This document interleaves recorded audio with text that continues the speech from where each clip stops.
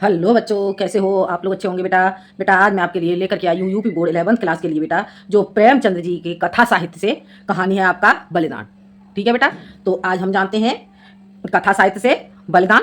ठीक है बेटा, पहले मैं आपको इस चैप्टर को पढ़ाऊंगी और उसके बाद इसका सारांश आपको बताऊंगी कि सारांश किस तरह से हमें लिखना है, क्योंकि पहले चैप्टर को पढ़ लेते हैं जिससे हमें इसकी कहानी समझ में आ जाएगी और उसके बाद इसको सारांश मैं आपको बताऊंगी। ठीक है, एग्जाम में आपका क्वेश्चन पूछा जाता है बलिदान कहानी का सारांश लिखिए। ठीक है, तो देख लेते हैं बलिदान कहानी।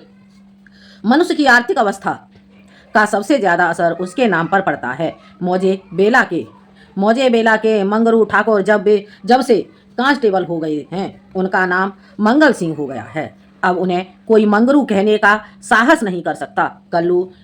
अहीर ने जब से हल्के कल्लू कल्लू अहीर ने जब से हल्के के थानेदार साहब से मित्रता कर ली है और गांव का मुखिया हो गया है, उसका नाम कालिका दीन हो गया है।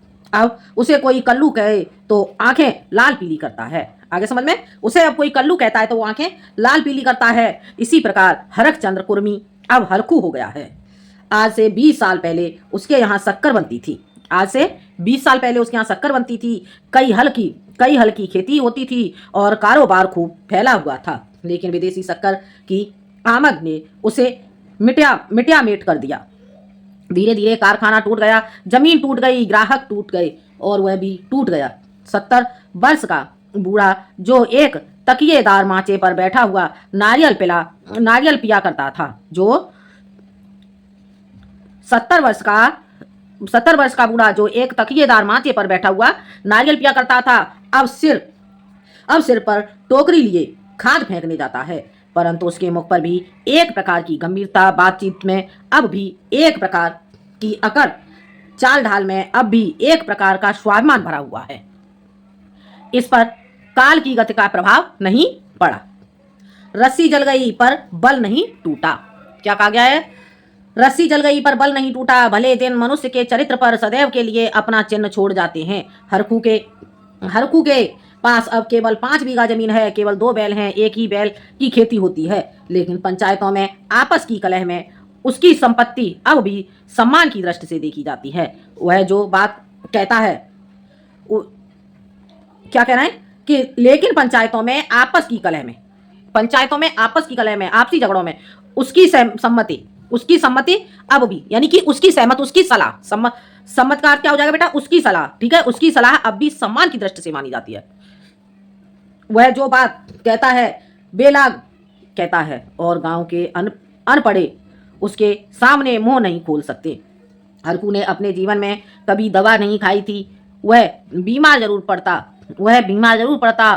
कुआर मास में मलेरिया से कभी न बचता था, लेकिन 10-5 दिन में वह बिना दवा खाए ही चंगा हो जाता था। इस वर्ष भी कार्तिक में बीमार पड़ा और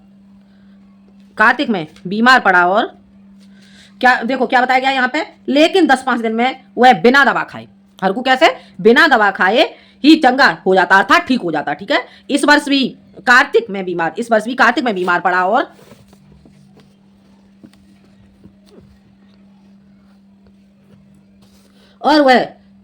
और यह समझकर कि अच्छा तो हो जाऊंगा उसने कुछ परवाह न की, परंतु अब की ज्वर मौत का परवाना लेकर चला था। एक सप्ताह बीता, दूसरा सप्ताह बीता, पूरा महीना बीत गया, पर हरकू चारपाई से न उठा। अब उसे दवा की जरूरत मालूम हुई। उसका लड़का गिरधारी कभी नीम के सीके पिलाता, कभी गुर्च का सत, कभी नीम की सीके पिलाता, कभी गुर्च का सत, कभी गदा पूर्णा की जड़, पर इन औषधियों से कोई फायदा न होता था। हरखू को विश्वास हो गया कि अब संसार से चलने के दिन आ गए। एक दिन मंगल सिंह उसे देखने गए। बेचारा टूटी खाट पर पड़ा राम नाम जप रहा था। मंगल सिंह ने कहा, बाबा बिना दवा खाए अच्छे न होंगे, कुनैन क्यों नहीं खाते? हरखू ने उदासीन भाव से कहा, तो लेते आना। दूसरे दिन कालिका दीन ने आकर, बाबा 2-4 दिन कोई दवा खा लो, अब तुम्हारी जवानी की दे थोड़े है कि बिना दवा दर्पण के अच्छे हो जाओगे। हरकू ने उसी मंद भाव से कहा, तो लेते आना, लेकिन रोगी को देख आना एक बात है, दवा लाकर उसे देना दूसरी बात है। पहली बात शिष्टाचार से होती है, दूसरी सच्ची संवेदना से। न मंगल सिंह ने खबर ली, न कालिका दीन ने, न किसी तीसरे ही ने। हरकू दालान में खाट पर पड़ा रहता। मंगल सिंह कभी नजर आ जाते तो कहता, भैया वह दवा नहीं लाए। मंगल सिंह कभी नजर आ जाते तो कहता, भैया वह दवा नहीं लाए। मंगल सिंह कतरा कर निकल जाते। कालिका दीन दिखाई देते तो उनसे भी यही प्रश्न करता, लेकिन वह भी नजर बचा जाते। या तो उसे यह सोचता ही नहीं था कि दवा पैसों के बिना नहीं आती, या वह पैसों को जान से भी प्रिय समझता था, अथवा वह जीवन से निराश हो गया था। उसने कभी दवा के दाम की बात नहीं की। उसने कभी दवा के दाम की बात नहीं की। दवा न आई, उसकी दशा दिनों दिन बिगड़ती गई, यहाँ तक कि 5 महीने कष्ट भोगने के बाद उसने ठीक होली के दिन शरीर त्याग दिया। गिरधारी ने उसका शव बड़ी धूमधाम से निकाला, क्रियाकर्म बड़े हौसले से किया। कई गांव के ब्राह्मणों को निमंत्रण किया। बेला में होली न मनाई गई, न अबीर और गुलाल उड़ी, न डफली बजी, न भंग की नालियां वहीं। कुछ लोग मन में हरकू को कोसते जरूर थे कि बुढ़े को आज ही मरना था, 2-4 दिन बाद मरता। लेकिन इतना निर्लज्ज कोई न था कि शोक में आनंद मनाता। वह शहर नहीं था जहाँ कोई किसी के काम में शरीक नहीं होता, जहाँ पड़ोसी के रोने पीटने की आवाज़ हमारे कानों तक नहीं पहुँचती। ठीक है बेटा, आगे देखते हैं।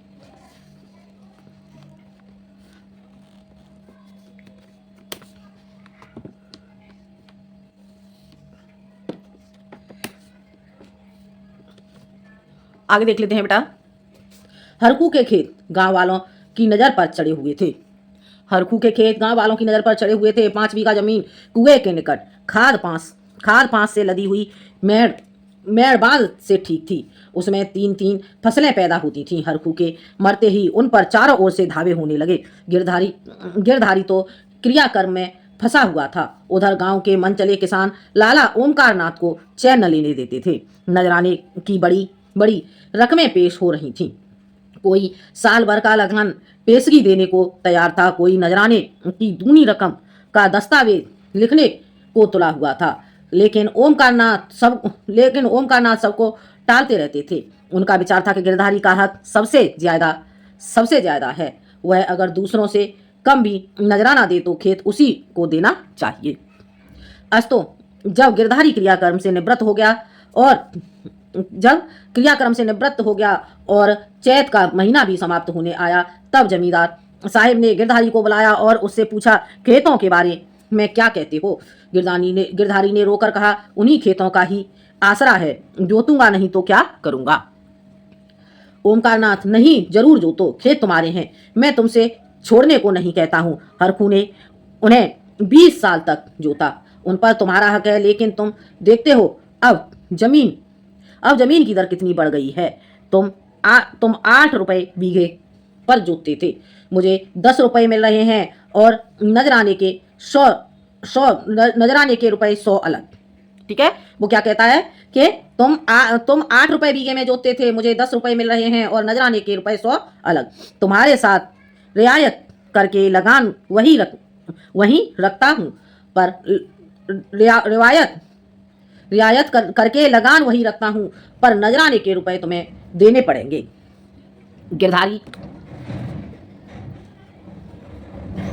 गिरधारी, नहीं सरकार, ऐसा न कहिए, नहीं तो हम बिना मारे मर जाएंगे। आप बड़े होकर कहते हैं तो बैल बगिया बेचकर 50 रुपया दे सकता हूँ, इससे बेसी की हिम्मत नहीं पड़ती। ओमकारनाथ चिढ़कर बोले, तुम समझते होंगे कि हम ये रुपए लेकर घर में रख लेते हैं और चैन की बंसी बजाते हैं, लेकिन हमारे ऊपर जो कुछ गुजरती है हम ही जानते हैं। कहीं यह चंदा, कहीं वह चंदा, कहीं यह नज़र, कहीं वह नज़र, कहीं यह इनाम, कहीं वह इनाम, इनके मारे कचूमर निकल जाता है। बड़े दिन में सैकड़ों रुपए डालियों में उड़ जाते हैं। जिसे डाली न दो वही मुंह फुलाता है। जिन चीज़ों के लिए लड़के तरस कर रह जाते हैं, उन्हें बाहर से मंगाकर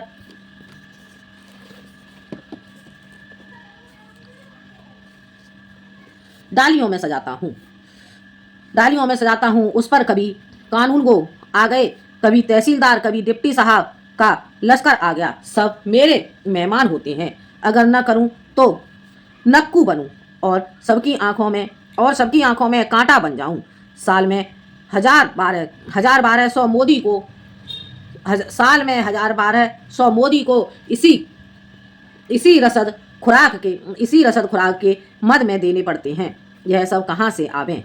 बस यही जी चाहता है कि छोड़कर निकल जाऊं, लेकिन हमें तो परमात्मा ने इसलिए बनाया है कि एक से रुपया सता कर लें, और दूसरे को रो रो कर दें। यही हमारा काम है। तुम्हारे साथ इतनी रियायत कर रहा हूँ, लेकिन तुम इतनी रियायत पर भी खुश नहीं होते तो हर इच्छा नजराने में 100 की भी रियायत न होगी।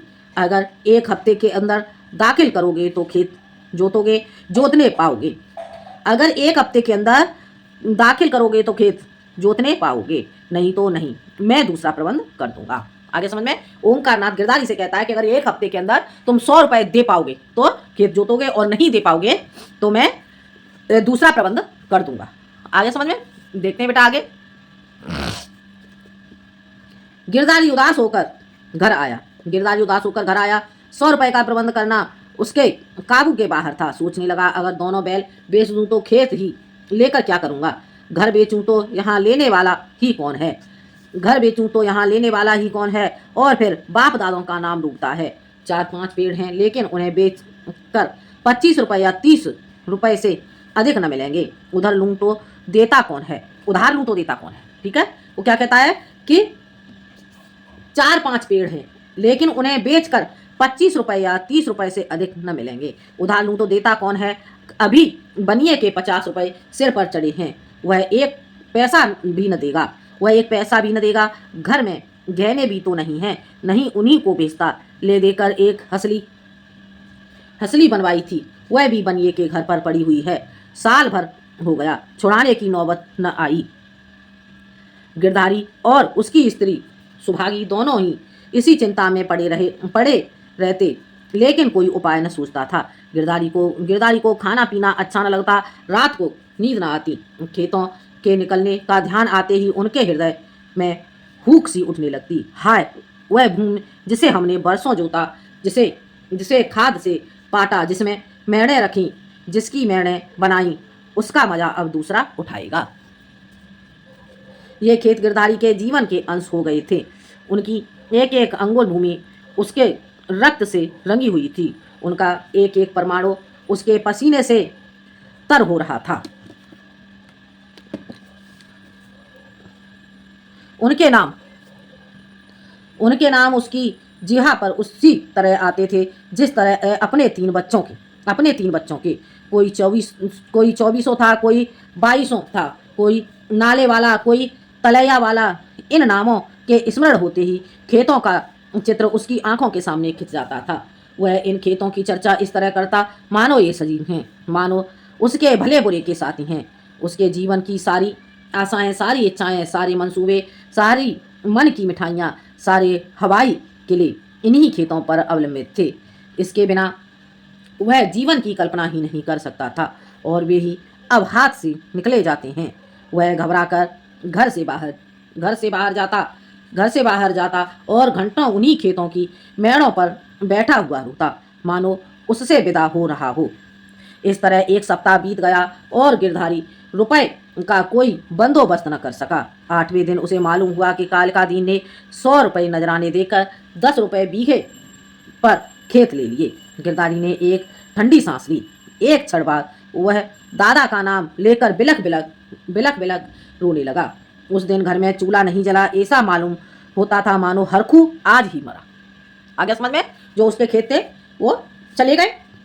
आगे देखते हैं। लेकिन सुभागियों चुपचाप बैठने वाली स्त्री न थी। वह क्रोध से भरी हुई कालिकादीन के घर गई और उसकी स्त्री को खूब लथेड़ा। कल का बानी आज का सेठ खेत जोतने चले हैं, देखें कौन मेरे खेत में हल ले जाता है। अपना और उसका लोहू एक कर दूं। पड़ोसियों ने उसका पक्ष लिया। सब तो हैं पड़ोसियों ने उसका पक्ष लिया। सब तो हैं आपस में, यह चढ़ा चढ़ा उतरी नहीं करना चाहिए। नारायण ने धन दिया है को तो क्या गरीबों को कुचलते फिरेंगे। सुहागिनी ने समझा मैंने मैदान मार लिया। उसका चित्त शांत हो गया। किंतु वही वायु जो पानी में लहरें पैदा करती हैं, वृक्षों की जड़ से उखाड़ डालती हैं। आगे समझ में। किंतु वही वायु जो पानी में लहरें पैदा करती हैं, वृक्षों को जड़ से उखाड़ डालती हैं। सुहागी तो पड़ोसियों की पंचायत में अपने दुखड़े रोती और कालिका दीन की स्त्री से छेड़ लड़ती और कालिका दीन की स्त्री से छेड़ लड़ती। इधर इधर गिरधारी अपने द्वार पर बैठा हुआ सोचता, अब मेरा क्या हाल होगा, अब यह जीवन कैसे कटेगा। ये लड़के किसके द्वार पर जाएंगे। ये लड़के किसके द्वार पर जाएंगे। मजदूरी का विचार करते ही उसका हृदय व्याकुल हो जाता। इतने दिनों तक स्वाधीनता और सम्मान का सुख भोगने के बाद अधम चाकरी की शरण लेने के बदले वह मर जाना अच्छा समझता था। वह अब तक गृहस्थ था। उसकी गणना गांव के भले आदमियों में थी। उसे गांव के मामले में बोलने का अधिकार था। उसके घर में धन न था पर मान था। नाई, बढ़ई, कुम्हार, पुरोहित, भाट, चौकीदार ये सब उसका मुंह ताकते थे। अब यह मर्यादा कहाँ। अब कौन उसकी बात पूछेगा, कौन उसके द्वार पर आवेगा। अब उसे किसी के बराबर बैठने का, किसी के बीच में बोलने का हक नहीं रहा। अब उसे पेट के लिए दूसरों की गुलामी करनी पड़ेगी। अब अब पहर रात रहे कौन बैलों को नाद में लगावेगा। वह दिन अब कहाँ जब गीत गा कर हल चलाता था। चोटी का पसीना एड़ी तक आता था पर जरा भी थकावट न आती थी। अपने लहराते हुए खेतों को देखकर फूला न समाता था। खलिहान में अनाज का ढेर सामने रखे अपने को राजा समझता था। अब अनाज के टोकरे भर भर कौन लावेगा। ठीक है बेटा, आगे देखते हैं।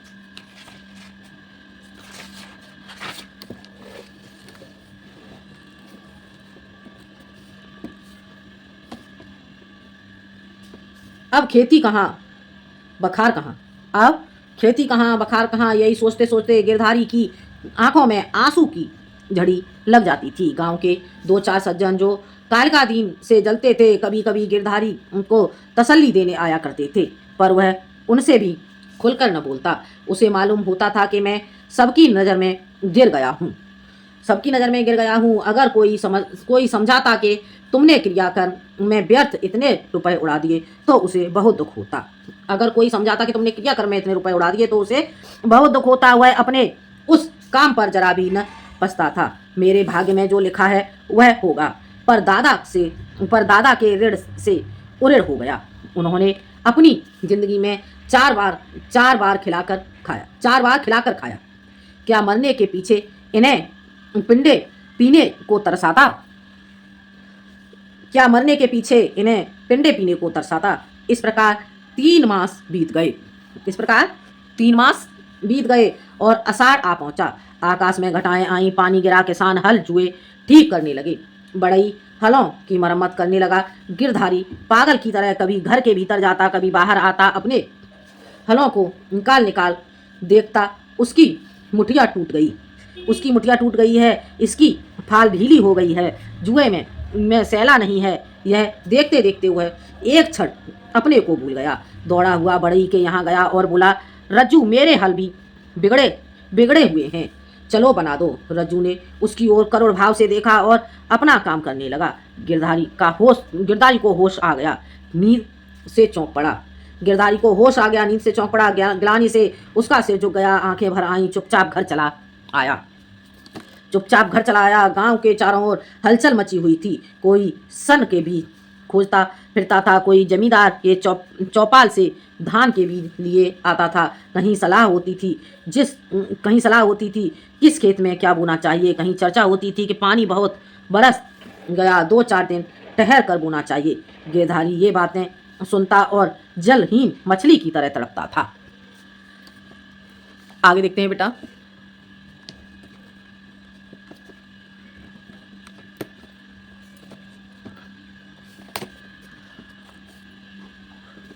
एक दिन संध्या समय गिरधारी खड़ा अपने बैलों को खुजला रहा था कि मंगल सिंह आए और इधर उधर की बातें करके बोले, गोई गोई को बांध कर कब तक खिलाओगे, निकाल क्यों नहीं देते। गिरधारी ने मलिन भाव से कहा, हाँ कोई गाहक आवे तो निकाल दूं।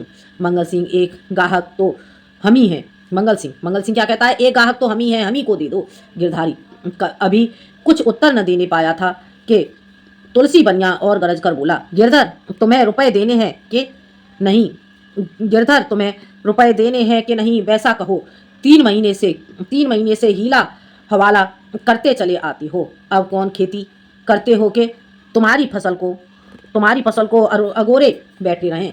गिरधारी ने दीनता से कहा, साहब जैसे इतने दिनों माने हो, आज और मान जाओ, कल तुम्हारी एक एक कौड़ी चुका दूंगा। मंगल और तुलसी ने इशारे में बातें की और तुलसी भुन भुनाता हुआ चला गया। तब गिरधारी मंगल सिंह से बोला, तुम इन्हें ले लो तो घर के घर ही में रह जाएं, कभी कभी आंख से देख तो लिया करूंगा। मंगल, मुझे अभी तो ऐसा कोई काम नहीं, लेकिन घर पर सलाह करूंगा।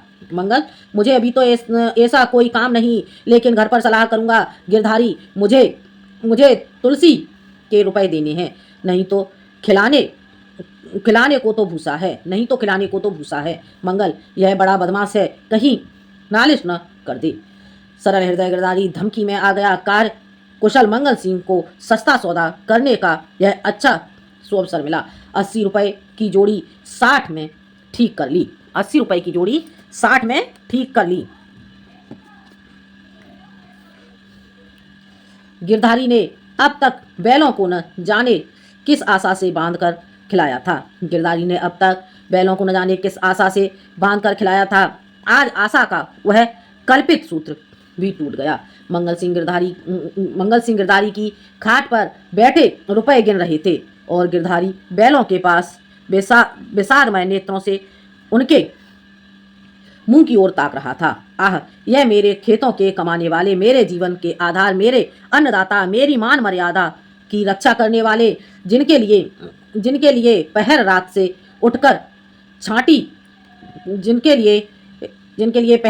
उठकर छांटी काटता था, जिनके खली दाने की चिंता अपने खाने से ज्यादा रहती थी, जिनके लिए सारा घर दिन भर हरियाली उखाड़ता रहता था। ये मेरी आशा की 2 आंखें, मेरे इरादे के 2 तारे, मेरे अच्छे दिनों के 2 चिन्ह, मेरे 2 हाथ अब मुझसे विदा हो रहे हैं। जब मंगल सिंह ने रुपए गिनकर रख दिए और बैलों को ले चले, तब गिरधारी उनके कंधों पर सिर रखकर खूब फूट फूट कर रोया, जैसे कन्या मायके से विदा होते समय माँ बाप के पैरों को नहीं छोड़ती, उसी तरह गिरधारी उन बैलों को न छोड़ता था। सुभागी भी दालान में खड़ी रो रही थी और छोटा लड़का मंगल सिंह को एक बांस की छड़ी से मार रहा था। रात को गिरधारी ने कुछ नहीं खाया, चारपाई पर पड़ा रहा। प्रातःकाल सुभागी चिलम भर कर ले गई तो वह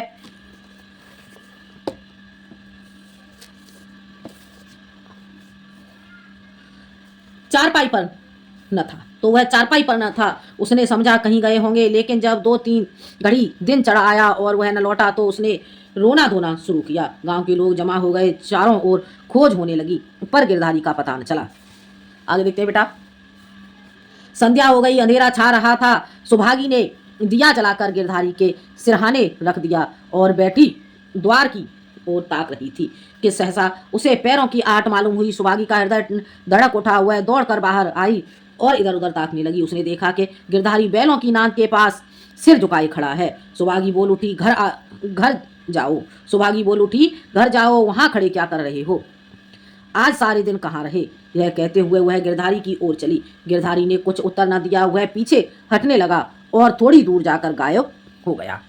सुभागी चिल्लाई और मूर्छित होकर गिर पड़ी। दूसरे दिन काल का दिन हल लेकर अपने खेत पर पहुंचे। अभी कुछ अंधेरा था। बैलों को हल में लगा रहे थे कि यकायक उन्होंने देखा कि गिरधारी खेत की मेड़ पर खड़ा है। वही मिजाई, वही पगड़ी, वही सोटा।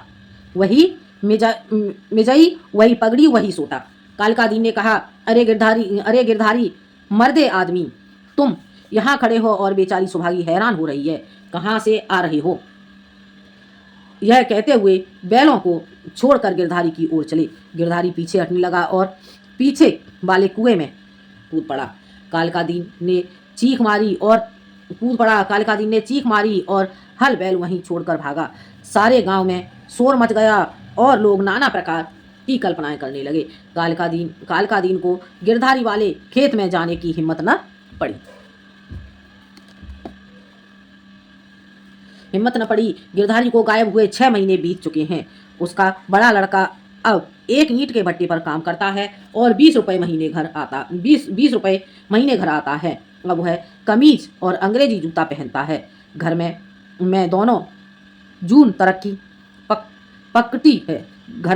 दोनों जून तरकारी पकती है और जौ के बदले गेहूं खाया जाता है। आगे समझ में। अब वह कमीज और अंग्रेजी जूता पहनता है। घर में दोनों जून तरकारी पकती है और जौ के बदले गेहूं खाया जाता है, लेकिन गांव में उसका कुछ भी आदर नहीं। यह अब मजूर है। सुभागी अब पराए आंगन में आए हुए कुत्ते की भांति दुबकती फिरती है। वह अब पंचायत में नहीं बैठती। वह अब मजदूर की माँ है। कौन है वह? एक मजदूर की माँ है। यह क्या है बेटा? ये एक आर्थिक स्थिति के कारण है। ठीक है। कालकादीन ने गिरधारी के खेतों से इस्तीफा दे दिया है, क्योंकि गिरधारी अभी तक अपने खेतों के चारों ओर मंडराया करता है। अंधेरा होते ही वह मेड़ पर आकर बैठ जाता है और कभी कभी रात को उधर से उसके रोने की आवाज़ सुनाई देती है। वह किसी से बोलता नहीं, किसी को छेड़ता नहीं। उसे केवल अपने खेतों को देखकर संतोष होता है। दिया जलने के बाद उधर का रास्ता बंद हो जाता है। लाला ओमकार नाथ बहुत चाहते हैं कि ये खेत उठ जाएं, लेकिन गांव के लोग अब उन खेतों का नाम लेते डरते हैं। ठीक है बेटा, आगे समझ में। तो ये था बेटा आपका चैप्टर बलिदान। जो गिरधारी है, गिरधारी ने अपने खेतों के कारण से अपना बलिदान दे दिया। ठीक है। तो बेटा ये चैप्टर आपको समझ में आ गया होगा। आज के लिए इतना ही। अगले वीडियो में मैं लेके आती हूँ बेटा इस चैप्टर का सारांश। ठीक है। आज मैंने आपको चैप्टर पढ़ाया, अगले वीडियो में इसका सारांश समझा देती हूँ कि एग्जाम में आप इसका सारांश कैसे लिखोगे। ठीक है। तो मिलते हैं अगले वीडियो में। जब तक के लिए धन्यवाद।